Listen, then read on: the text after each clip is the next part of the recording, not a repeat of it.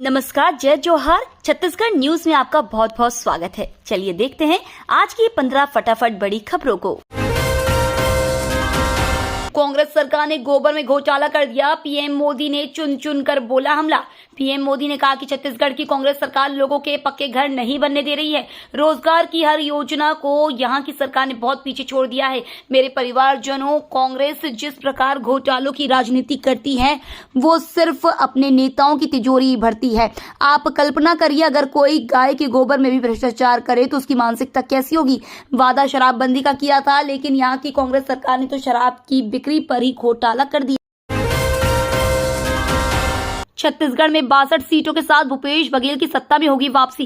IANS पॉलस्ट्रेट opinion poll 2023 के अनुसार इस साल के अंत में होने वाले विधानसभा चुनावों में कांग्रेस को 62 सीटें जीतने का अनुमान है, जिसके साथ छत्तीसगढ़ में भूपेश बघेल की सत्ता में वापसी होने का अनुमान है। 1 से 13 सितंबर के बीच की समय सीमा में किए गए सर्वेक्षण का नमूना आकर 3672 था। 90 सदस्यीय छत्तीसगढ़ विधानसभा में इस समय कांग्रेस के 71 विधायक है। आगामी विधानसभा चुनाव में भाजपा को 27 सीटें मिलने का अनुमान है। भाजपा प्रत्याशी विजय बघेल ने साधा निशाना कहा, भूपेश बघेल ने छत्तीसगढ़ को कलंकित करने का काम किया। भाजपा प्रत्याशी विजय बघेल ने मरवाही में एक आम सभा को संबोधित किया। स्वयं को भूपेश बघेल के खिलाफ प्रत्याशी बनाए जाने पर उन्होंने कहा कि मैं तो एक नाम मात्र का प्रत्याशी हूं। पाटन की जनता ये चुनाव लड़ रही है, वहां की जनता अपने आप को ठगा महसूस कर रही है। मुख्यमंत्री भूपेश बघेल ने छत्तीसगढ़ को कलंकित करने का काम किया है। सिर्फ और सिर्फ झूठ और फरेब की राजनीति हुई है। गांव गली में शराब बेचने का काम किया है।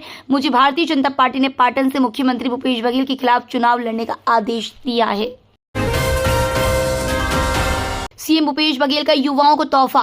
मुख्यमंत्री भूपेश बघेल ने युवाओं को तोहफा देते हुए कृषि विभाग के रिक्त 558 पदों पर भर्ती करने को निर्देश दिया है। मुख्यमंत्री के निर्देश के बाद कृषि विभाग ने छत्तीसगढ़ व्यावसायिक परीक्षा मंडल को प्रस्ताव भेज दिया है। कृषि विभाग में 558 पदों पर सीधी भर्ती होगी। मुख्यमंत्री ने भेंट मुलाकात कार्यक्रम में युवाओं से भर्ती के लिए वादा किया था और उसे निभाते हुए निर्देश दिया है। सोशल मीडिया पर चाचा भतीजे में छिड़ी शायराना जंग। छत्तीसगढ़ की सबसे हॉट सीट पाटन विधानसभा से इस बार चाचा भतीजे का महामुकाबला होने वाला है। हालांकि इससे पहले ही चाचा भतीजा में एक्स पर सियासी जंग छिड़ गई है। हम बात कर रहे हैं मुख्यमंत्री भूपेश बघेल और दुर्ग सांसद विजय बघेल की, जिन्हें बीजेपी ने पाटन विधानसभा से उम्मीदवार बनाया। बीजेपी की परिवर्तन यात्रा को लेकर दोनों नेताओं के बीच सियासी और शायराना पोस्ट हो रहे हैं। छत्तीसगढ़ में सरकारी छुट्टियों की लिस्ट जारी। आगामी दिनों में कई त्योहार आने वाले हैं, जिसे लेकर प्रदेश में सरकारी छुट्टियों की घोषणा कर दी गई है। सामान्य प्रशासन विभाग ने इसे लेकर आदेश जारी कर दिया है, जिसमें सितंबर, अक्टूबर और नवंबर महीने में त्योहारों को लेकर छुट्टियों का ऐलान हो गया है। 19 सितंबर को गणेश चतुर्थी, 23 अक्टूबर को महानवमी और 13 नवंबर को दीपावली का दूसरा दिन गोवर्धन पूजा मनाए जाने को है, जिसे लेकर छुट्टी की घोषणा कर दी गई है। पीएम मोदी ने छत्तीसगढ़ को दी 6350 करोड़ की रेल परियोजनाओं की सौगात। प्रधानमंत्री नरेंद्र मोदी ने रायगढ़ जिले में लगभग 6350 करोड़ रुपए की विभिन्न रेल परियोजनाओं राष्ट्र को समर्पित किया है। इन परियोजनाओं में छत्तीसगढ़ पूर्व रेल परियोजना चरण 1 चांपा से जमगा के बीच तीसरी रेल लाइन, पेंड्रा रोड से अनूपपुर के बीच तीसरी रेल लाइन और तलाईपल्ली कोयला खदान को NTPC Lara super thermal power station से जोड़ने वाली MGR प्रणाली शामिल है। इंडी गठबंधन ने सनातन के खिलाफ मोर्चा खोला। छत्तीसगढ़ के रायगढ़ में विजय शंखनाथ रैली को संबोधित करते हुए प्रधानमंत्री नरेंद्र मोदी ने विपक्ष पर जोरदार प्रहार किया। उन्होंने डीएमके नेता उदयनिधि की सनातन धर्म को खत्म करने वाली टिप्पणी को लेकर भी कटाक्ष किया। विपक्ष को निशाने पर लेते हुए पीएम ने कहा कि आज मैं आप सभी को हमारी आस्था, हमारे देश के खिलाफ जो साजिश हो रही है उसके प्रति जागरूक करना चाहता हूँ।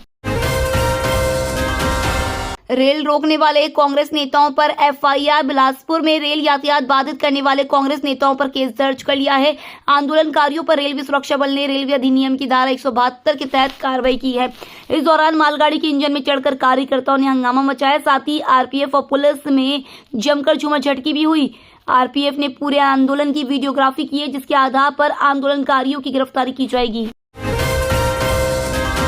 प्रदेश की सबसे सुंदर स्मार्ट सड़क बनेगी MPR रोड। छत्तीसगढ़ के भिलाई में प्रदेश की सबसे सुंदर और हाईटेक सड़क बनने जा रही है। इस सड़क का नाम MPR रोड है।